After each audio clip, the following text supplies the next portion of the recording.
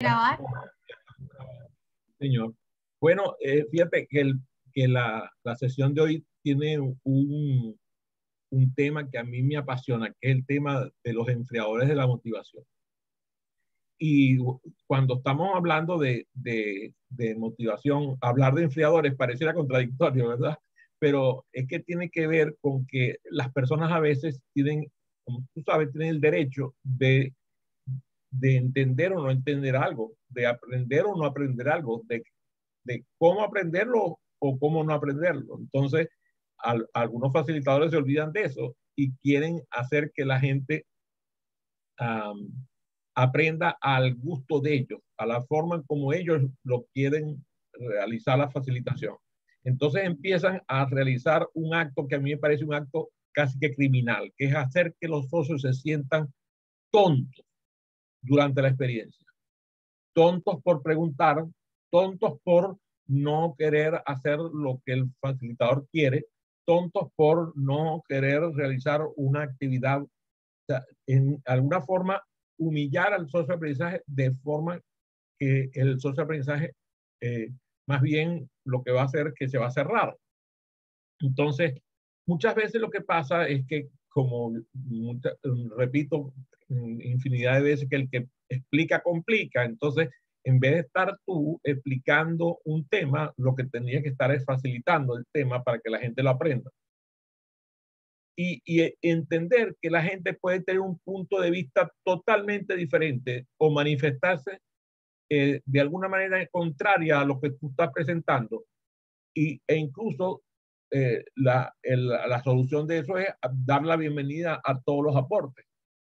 Hay socios de aprendizaje que a veces tú puedes sentir que son impertinentes porque están interrumpiendo, preguntando, interrumpiendo, preguntando. Tú, a veces puede ser que te desesperes. Ahí es el momento en el cual tú tienes que centrarte, respirar y dar la bienvenida a ese socio de aprendizaje para que él haga su aporte. Si él está continuamente interrumpiendo, pues déjalo interrumpir. ¿Cuál es el problema? Que llega un momento en que se hace pesado para los demás. Deja que los socios de aprendizaje se ocupen. No te vayas a meter, porque si tú de alguna manera sacrificas a ese socio de aprendizaje, lo martirizas, lo haces víctima, esa victimización la vas a pagar cara. Si tú eres quien hace la intervención para poner límites a ese socio de aprendizaje, te aseguro que vas a pagar las consecuencias. Entonces, ¿qué hacer? Dejarlo en manos de los socios de aprendizaje. Los socios de aprendizaje son unos genios, todos los socios de aprendizaje son genios. Entonces, tenemos una sala donde hay a lo mejor 10, donde hay 15, 20 personas. Tú das la bienvenida a las personas que están participando y aquel que está participando además lo dejas en manos de los propios socios de aprendizaje. Ellos se encargarán de controlarlo. Y si no lo controlan, eso también es posible que los demás socios de aprendizaje queden en cierta forma algo sumisos frente a la presencia de un socio de aprendizaje que lo interrumpe. Pero tú muriendo callado, como dicen allá en mi patria, ¿no? Muriendo callado. De tal manera de que tú no le restringas los derechos a ningún socio de aprendizaje. Que no sea por tu descalificación, oye, por a veces hasta yo he visto facilitadores burlarse de un socio de aprendizaje, burlarse de una intervención. Eso es un pecado mortal dentro de una experiencia de aprendizaje. Tú puedes burlarte de ti lo que tú quieras. Y de hecho, aquellos que me conocen saben que yo hago burla de mí mismo muy fácilmente. De hecho, en estos días estaba buscando una socia de aprendizaje que estaba buscando una estrategia y yo le di una foto mía para que se burlara de mí en público. O sea, si se burla de mí, ¿cuál es el problema? Yo me estoy sometiendo a la burla porque a mí la burla no me hace la menor mella. Entonces, ni hacer que el socio de aprendizaje sea ridiculizado frente a la audiencia, ni de ningún modo dejar de recibir las ideas de los socios de aprendizaje, que por lo general son más valiosas que las tuyas. Fíjate, muchas veces a mí me pasa que de pronto estoy presentando un tema, estoy montado en el tema, estoy como inspirado en el tema y un socio de aprendizaje viene y me levanta la mano o me pide la palabra aquí en la virtualidad, de alguna manera, ya sea levantando la mano o una de las reacciones que tiene la máquina. Entonces yo vengo y inmediatamente lo que he aprendido es a callarme la boca. Si le levanta la mano, me callo la boca. ¿Por qué? Porque si yo sigo un metro más adelante, lo que va a ocurrir es que el socio de aprendizaje, después que yo termine de intervenir, va a decir, no, lo que yo quería decir era eso exactamente que acabas de decir tú. Ay, Dios mío, esa metida de pata me va a costar cara. Entonces, lo que hago yo es que, por ejemplo, si llega Mario, le doy la bienvenida y él viene y levanta la mano, yo inmediatamente me interrumpo. Me he acostumbrado a reaccionar de forma inmediata a una solicitud y a veces me pasa que por cierto, que algunas personas, así como Melissa, que está aquí en la sala, a veces ella tiene la costumbre de pasarse la mano por el cabello, ¿verdad? Tiene la costumbre de hacerse así con el cabello y entonces yo creo que está, yo pienso que me está pidiendo la palabra e interrumpo. Entonces me dice, no, lo que estoy arreglando es el cabello. Pero mire, yo prefiero que la gente se ría porque yo haga ese momento de intervención en donde la persona me equivoco y creo que está pidiendo la palabra y lo que está tocándose la cabeza, a que de verdad me esté pidiendo la palabra y yo no me interrumpa. Parte del trabajo que nosotros nos corresponde es enriquecer la experiencia. Y la mejor manera de enriquecer la experiencia es por la participación de los socios de aprendizaje.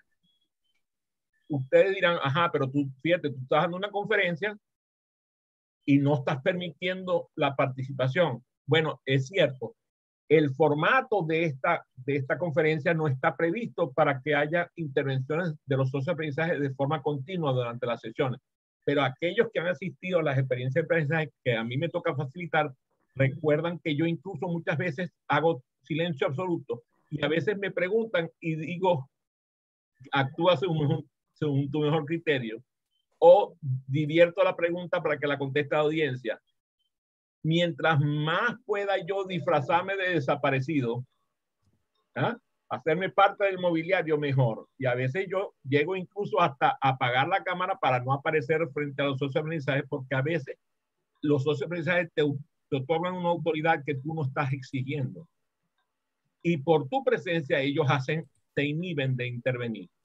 Entonces, cualquier cosa que tú hagas para que el socio de aprendizaje se sienta menos, se sienta burlado, se sienta tonto por preguntar o alguna forma de desmedro del socio de aprendizaje, todo eso es un enfriador de la motivación y de los peorcitos que hay, por cierto.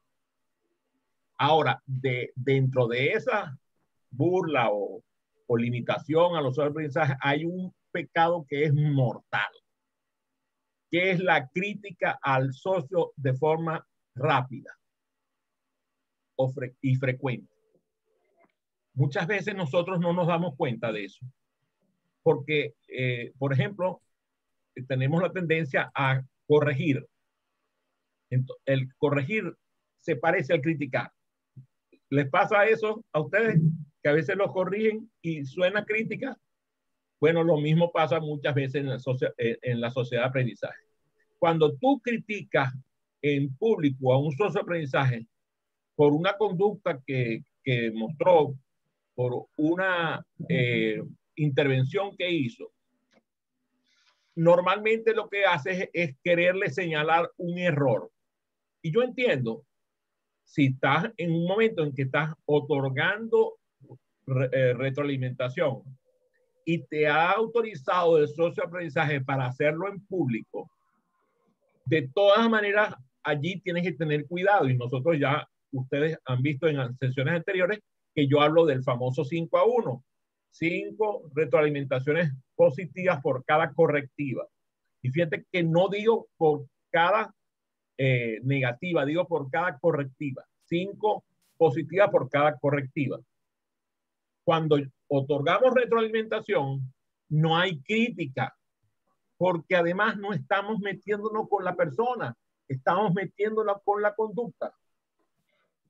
no nos estamos metiendo con el individuo, nos estamos metiendo con la experiencia que ha realizado.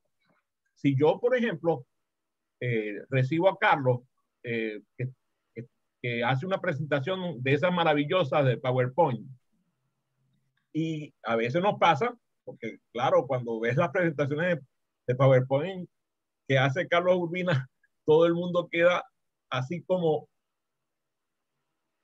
pasmado de ver aquella barbaridad, aquellas bellezas de presentaciones.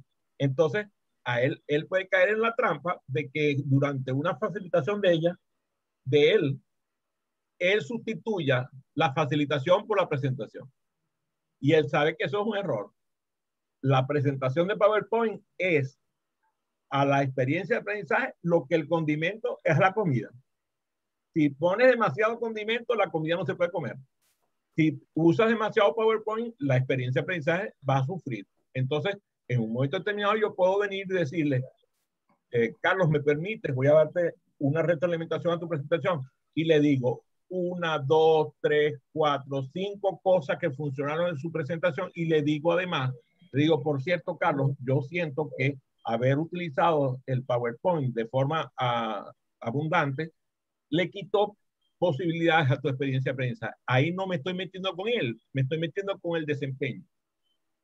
Pero si yo vengo y le digo, oye, Carlos, ¿qué mal luciste en esta experiencia de aprendizaje? Dios mío, me estoy metiendo con Carlos, que además me va a costar caro, porque Carlos es aquí en los grupos de aprendizaje nuestros, es una especie de artista de cine por tanto éxito que tiene cada vez que presenta. No cometas ese error. Tú criticas de forma rápida y frecuente a un socio de aprendizaje y vas a pagar las consecuencias. Señalar los errores es una falla. Lo que puede señalar es un error en el desempeño e inmediatamente que señalas el error, señalas el correctivo. Si solamente le dices lo que fue el error que cometió y no le das el correctivo, estás fallando en el proceso de retroalimentación. Logras establecer un ambiente de confianza y libertad cuando el socio de aprendizaje siente que le agregaste valor a su presentación.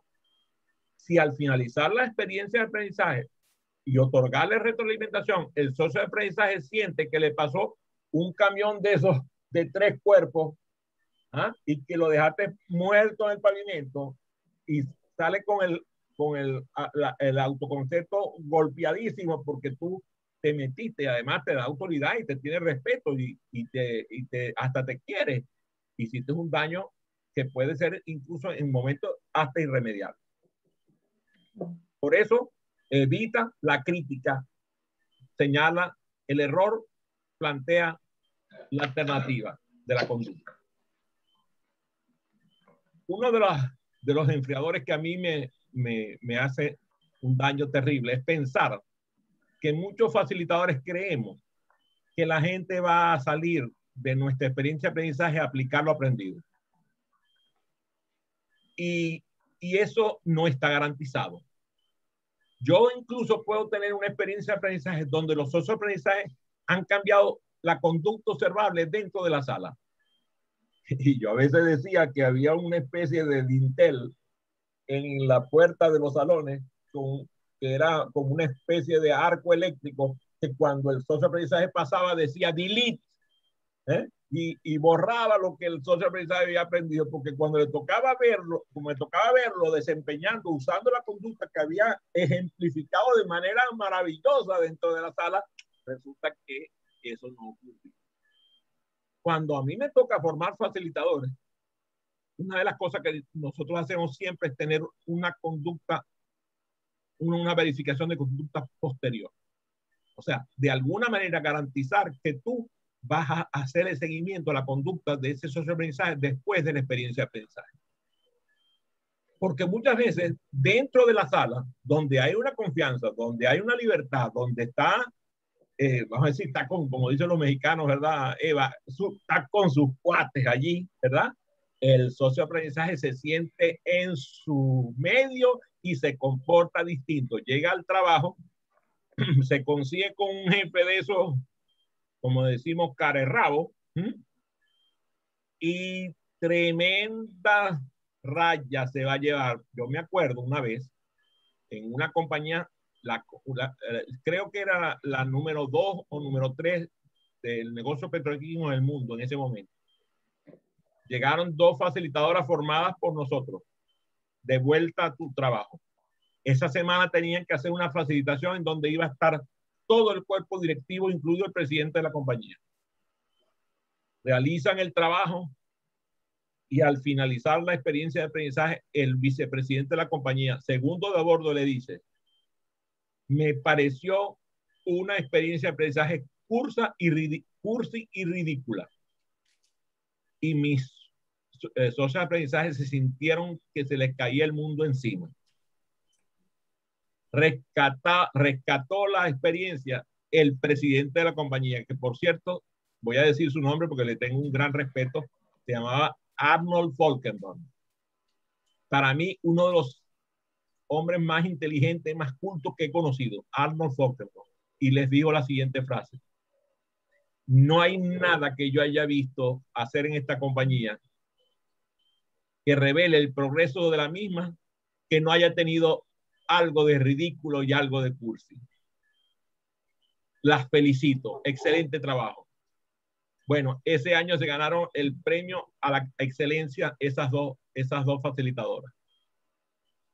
A ver, pero podía haber no estado el presidente y ellas se hubieran llevado el plomo en el ala de semejante comentario. Entonces yo aprendí en una obra de teatro inglesa, que ahorita no me acuerdo el nombre, pero tiene esta frase, decía uno de los personajes, decía: cuando vayas a luchar por la verdad, no te pongas pantalones nuevos. Y lo que quería decir era, si tú vas a tener que usar algo nuevo, algo novedoso, algo creativo, algo innovativo, prepárate, porque lo más seguro es que vayas a salir con los pantalones roídos. Entonces, tú debes preparar a tu socio de aprendizaje para el después de la experiencia. Y no asumir que el socio de aprendizaje aplicará lo aprendido, porque nosotros pensar que después de que tú has presentado tu contenido, que el grupo de personas ha demostrado en la práctica que puede llevar adelante lo que tú les has facilitado su aprendizaje y que han adquirido los conocimientos, las habilidades, las actitudes o los valores que tú les facilitaste, si tú no tienes una estrategia para hacer un seguimiento de lo aprendido y que garantice la aplicación en la vida real del socio de aprendizaje, de vuelta al trabajo, de vuelta a la institución, de vuelta al hogar, donde sea que él va a usar lo aprendido, entonces seguramente esa experiencia no va a tener éxito. Asumir que los socios de aprendizaje aplicarán las cosas porque tú se las enseñaste, porque claro, como tú eres la mamá de los helados, tú eres el mejor, no podrías errar. Y no tener una estrategia para garantizar que el aprendizaje ocurrió es un enfriador de la motivación. No solamente es un error, es un enfriador de la motivación, porque el propio socio de aprendizaje, cuando él vea que él en la vida real no pudo utilizar el conocimiento, la habilidad, la actitud, el valor que tú supuestamente lo habías educado a realizar, él se va a frustrar y no va a estar tú para atenderlo. Entonces tienes que tener una estrategia para garantizar que el aprendizaje ocurrió. Muchas de estas cosas que estamos hablando tienen que ver con la relación tuya con el socio de aprendizaje. Y aquí va una perlita de la facilitación. Ya la he mencionado en anteriores programas. Relación genera confianza, confianza genera aprendizaje. Relación genera confianza, confianza genera aprendizaje. Entonces, un enfriador de la motivación es tener un contacto personal exiguo, poco contacto personal con el socio de aprendizaje. Hay facilitadores que piensan que ellos son una especie de vedette, y a mí me ha tocado que vaya yo a una experiencia de aprendizaje y el facilitador de la experiencia llega el momento, por ejemplo, del almuerzo en común y lo vemos sentado solo, cual bebé, que nadie se le siente al lado porque él está concentrado, reflexionando en la inmortalidad del cangrejo y no se le puede molestar. Incluso tú llegas ofreciéndote gentilmente, lo acompaño porque lo ves solo. A lo mejor lo que pensabas era que estaba solo porque lo habían, digamos, de alguna manera, por la distancia, porque le daban una autoridad, los propios socios de aprendizaje lo habían dejado a un lado y te dice, no, yo prefiero comer solo.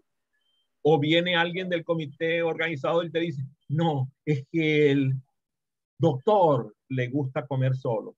Dios mío, tierra, trágame. Eso significó que ese señor no fue comprobado en su capacidad de facilitar aprendizaje. Si él quiere comer solo, que se vaya a su casa. Si él se sienta en la congregación donde están sus socios de aprendizaje, lo lógico y natural es que él conviva con sus socios de aprendizaje. La ausencia de contacto personal, el no estar cerca de tu socio de aprendizaje, el dársela de estrella, el pensar que tú sabes, aquí está don Juan Tenorio, el caballero más notorio de todo este territorio, y entonces tú sabes, allá por la Acrópolis, allá en el Olimpo está el Señor, y claro, eso hace que él no atienda las necesidades, porque las necesidades se sienten no dentro de la sala de aprendizaje, sino en la conversación pequeña, en la bienvenida, en el refrigerio, en el almuerzo, en la comida. Ahí es donde se siente la conversación que los socios de aprendizaje tienen. No hay garantía de que vas a contar con digamos, la bienvenida de tus socios de aprendizaje.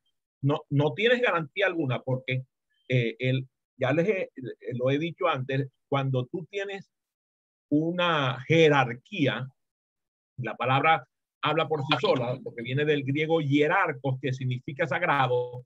Cuando tú tienes una jerarquía que ni siquiera la estás pidiendo, te la está otorgando la misma sala de aprendizaje. Y a mí me ha pasado, hoy mismo hablé con uno de mis socios de aprendizaje de allá de Ciudad Juárez, Chihuahua, y yo le digo, oye, trátame de tú, de verdad me siento mejor. Me dice, no, es que nosotros aquí en Ciudad Juárez estamos acostumbrados a tratar a las personas, sobre todo a las personas mayores. Ya yo, imagínate, yo decía, Dios mío, estoy como viejito, ya todo el mundo tiene que tratarme con un respeto increíble, ¿no? No puede ser. Le digo, oye, de verdad, a mí me gusta que me traten de tú, por favor, te pido que lo hagas. Al final medio aceptó, le costaba un universo porque resulta que por cultura él tiene que tratar a la gente de usted, doctor, su excelencia. No. A mí, la verdad, el trato llano, ese es el que me gusta. Para que yo pueda entrar en una influencia, en una relación que me permita evolucionar junto con el grupo, estar con un socio de aprendizaje que se sienta acompañado por mí, ese socio de aprendizaje tiene que verme como propio. Y dense cuenta, el solo hecho de que tú seas el facilitador y ellos sean los socios de aprendizaje ya crea una barrera. Si nosotros logramos que los socios de aprendizaje reconozcan que nosotros somos socios de aprendizaje y que ellos son facilitadores, y que no importa quién esté en funciones, esa función es circunstancial. O como diría Paul Hershey o Kenneth Blanchard, sería situacional. O sea, yo estoy en la situación de ser socio de aprendizaje, estoy en la situación de ser facilitador y cambio de situación según la necesidad. Si el socio de aprendizaje acepta la igualdad, el asunto está medianamente resuelto. Están, por ejemplo, las barreras de las edades. Sin lugar a dudas que cuando tú estás en un grupo, y como ya ustedes saben, ya yo paso de los 120 años debido a que tengo los 70 de edad más los 50 del corazón, entonces ya llevo 120 años de vida. Entonces, cuando ya tú eres así anciano como yo soy, muchas personas que están en la sala son mucho menores que tú. Y a mí me toca muchas veces duplicar y triplicar la edad de mis socios de aprendizaje.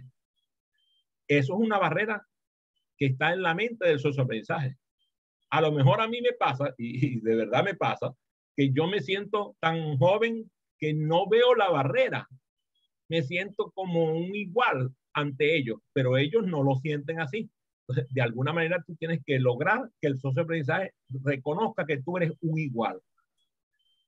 Si ellos te muestran interés en establecer una relación personal contigo, con saber poner límites, porque a veces hay que saber, ¿no? Que tienes que poner un límite, porque hay socioaprendizajes que en serio llegan a traspasar el límite porque no están acostumbrados a un trato llano y cercano por parte del facilitador, y entonces hacen un abuso de esa confianza. Tú tienes que aprender, como en cualquier otra relación, a mantener un límite. Si tú logras mantener ese límite, el socioaprendizaje va a saber. La gente recuerda, te da lo que percibe que tú estás dispuesto a recibir. Entonces, tú pones el límite y ahí funcionan las cosas.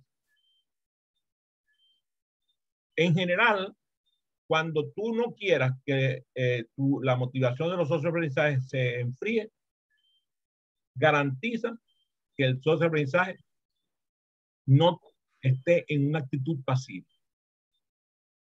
Fíjense, ustedes dirán, ajá, pero Adrián, nosotros estamos aquí pasivos oyéndote a ti. Y fíjate que no es cierto. Yo he estado viendo las reacciones de ustedes y entonces veo a Ana María que con el cuerpo, casi que con el cuerpo completo, hace así, asintiendo. Me doy cuenta que Mario muestra señales de aprobación. Me doy cuenta que Tilly, con su sonrisa, da la bienvenida. Me doy cuenta que Eva se siente que las cosas que voy diciendo están funcionando. Entonces, también puede funcionar sin necesidad de que haya una interacción expresa de verbo a verbo. Puede haber una forma de que el socioaprendizaje no esté en una actitud pasiva. Lo haces, por ejemplo, cuando realizas preguntas que no necesitan respuesta expresa, sino que la gente las responde dentro de sí mismo. Y claro, ahorita me callo para escuchar sus preguntas respecto a los enfriadores de motivación. Adelante, bienvenida a su pregunta. A ver, Melissa está levantando la mano pidiendo la palabra. Ah, no, se está arreglando el cabello. ¿Ves lo que yo dije? Que no quiero ser un enfriador de motivación. A ver, cuéntenme. ¿Cómo hace, o sea, qué estrategia deberíamos seguir cuando estamos en una empresa que se está presentando un programa y no quieren la continuidad por un coaching o un mentoring o sus líderes directos asegurar que las personas pongan en práctica lo aprendido? ¿Cómo se hace para que la empresa reaccione ante eso? Muy bien. ¿Qué haces tú? Yo propongo siempre un seguimiento, la efectividad, por ejemplo, en ventas, un primer ejercicio filmado, ellos se dan retroalimentación, se les da también retroalimentación y una segunda filmación me asegura o me ayuda a asegurarme que las personas estén practicando. Lo que no sé, y a veces no lo he logrado, es que las empresas comulguen con esto.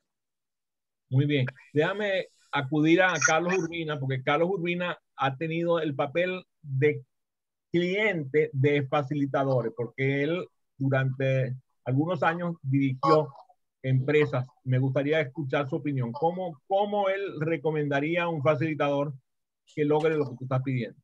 Cuéntanos, Carlos. Ahí hay que llevarlo básicamente a que vea y sienta la necesidad de poder brindar el beneficio. O sea, es una venta prácticamente. O sea, hay que llevarlos a que entiendan cuáles son los beneficios que se van a llevar y que se vean comprometidos a que apropiarse de la ventaja y el talento que tienen para poder generar el cambio dentro de la empresa. Gracias, Carlos. A ver, Escampola, ¿cómo estás? ¿Cómo te va?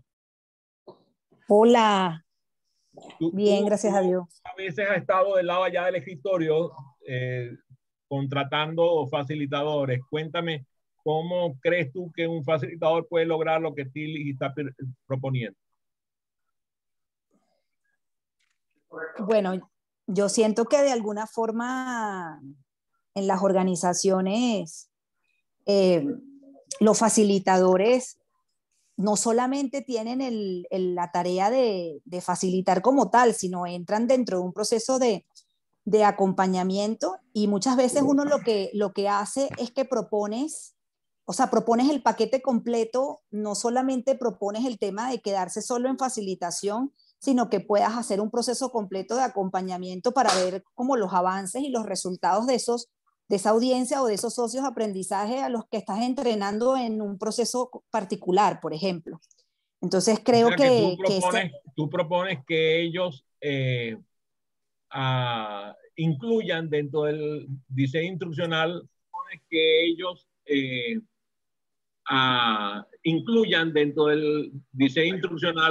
hay alguien que tiene el micrófono abierto y está reverberando. Incluyan dentro del diseño instruccional. Por favor, cierren su micrófono un minuto para ver si podemos quitar la reverberación que tiene. Diseño instruccional. Por favor, para ver si podemos quitar la reverberación que tiene. Aló, vamos a ver. Ajá, adelante, Escampola. Entonces lo incluyes dentro del diseño instruccional. Yo diría que dentro de la formación, exacto, dentro del diseño instruccional, pueda incorporarse ese proceso de acompañamiento y que sea parte de ese proceso formativo, pues que sea un acompañamiento en el que se va generando los avances, pero que todo esté incluido, la facilitación y el proceso de acompañamiento. Es lo que yo creo que es como más completo, porque muchas veces en las formaciones, aunque tú tienes una meta, hay procesos que no terminan en la formación, sino que empiezan después de la formación. Entonces es interesante poder acompañar esa aplicación posterior. Entonces yo diría que eso es una forma. Gracias, Escampola. Déjame aprovechar que llegó mi amigo Eduardo García. Debe estar ahorita en Guanajuato. ¿Dónde estás, Eduardo? Enciende el micrófono un momentito a ver si no tenemos reverberación contigo. Prende el micrófono un minuto. Un momentito a ver si no tenemos reverberación contigo. Ok. Sí, yo estoy en Irapuato, Guanajuato, México. Prende el micrófono un minuto. Un momentito a ver si no tenemos reverberación contigo. Ok. Sí, yo estoy en Irapuato, Guanajuato, México. Prende el micrófono un minuto. Un momentito a ver si no tenemos reverberación contigo. Ok. Sí, yo estoy en Irapuato, Guanajuato, México. Prende el micrófono un minuto. Un momentito a ver si no tenemos. Cosa tan loca, y así Carlos, eternamente. Carlos, nunca había visto yo semejante falla. Esta falla es inédita, ¿sabes? Se generó un bucle. Se arma un loop con mira, pero lo bueno es que se oye la voz de Eduardo muy repetida, o sea, saludó muchas veces. Eso pasa mucha gente con la gente de Irapuato, que llega varias veces, entonces llega saludando. Qué bueno. No, a la gente mayor la saluda muchas veces. Así, a la gente anciana nos saludan mucho. Bueno, preguntas, Mario, preguntas. Mario Alberto Kempes. A ver, adelante con tu pregunta. No, me pareció interesante el concepto que estabas explicando al principio de que no se puede poner a la gente en una posición básicamente de vergüenza, ¿no? De exponerlos públicamente a que todo el mundo sepa que cometieron un error o que dijeron algo equivocado. Creo que ese es uno de los puntos más comunes de falla, precisamente por el facilitador queriendo presentarse como el gran experto, ¿no? Y no hay lugar a discusión y no hay lugar a discrepancia. Me pareció interesante esa observación que hiciste al principio. Una de las cosas que creo que a mí me pasa con Eduardo, que llegó ahorita de Irapuato con tantas veces que saludó, es que cuando yo vi presentar a Eduardo, fíjate, Eduardo es una persona cuya prestigio en el negocio de facilitación, específicamente en la facilitación de equipos de trabajo, es maravillosa. O sea, él, yo lo conocí en el evento de dinámicas de grupo, de equipo en la Universidad de Guanajuato con nuestro querido amigo Héctor Rodríguez, y él era una especie de ídolo dentro de ese grupo, porque la verdad es que él y su esposa hacían unas facilitaciones que eran espléndidas. Pero algo que yo nunca escuché a nadie presentar a Eduardo diciendo, tú sabes, un currículum de 5 o 10 minutos. Yo creo que él mismo limitaba aquello a que no pasara. Él entraba y se presentaba con lo que era la experiencia de aprendizaje, con lo que él venía a facilitar. Y ya después la gente salía a contar el cuento. Tú sabes que fui a un evento, estaba un señor, y a veces ni siquiera recordaban su nombre, pero recordaban lo maravilloso que había sido la experiencia de aprendizaje con su equipo. Entonces, yo creo que ahí está el secreto, en no dejar que te endiosen, que te ensalcen de tal manera de que tú sabes, cuando tú ves una persona que prevalece es los títulos y las calificaciones que ha tenido, porque tú sabes, escribió 20 libros y habla 20 idiomas. Mira, nosotros dos, Eduardo y yo, tenemos un amigo que se llama Mauro Rodríguez Estrada. Mira, ese para nosotros era era un ídolo para nosotros, porque él hablaba arameo antiguo, griego antiguo, latín antiguo. Era un políglota extraordinario. Había escrito 60 libros y tú lo veías llegar con su camisita, con una libretita aquí en el bolsillo y 4 lápices y bolígrafos metidos aquí, y se sentaba en la sesión tuya a anotar y aprender. ¡Qué maravilla! Y ese era un sabio. Nunca dejaba que lo pusieran como en un pedestal. La mejor forma de que tú te destruyas es que caigas de un pedestal que te pusieron. Por eso a mí me parece un enfriador de los peorcitos que se puede revelar en una sala de prensa. Bueno, detengo la grabación para despedirnos. Déjame saludar un momentito aquí para que todo el mundo quede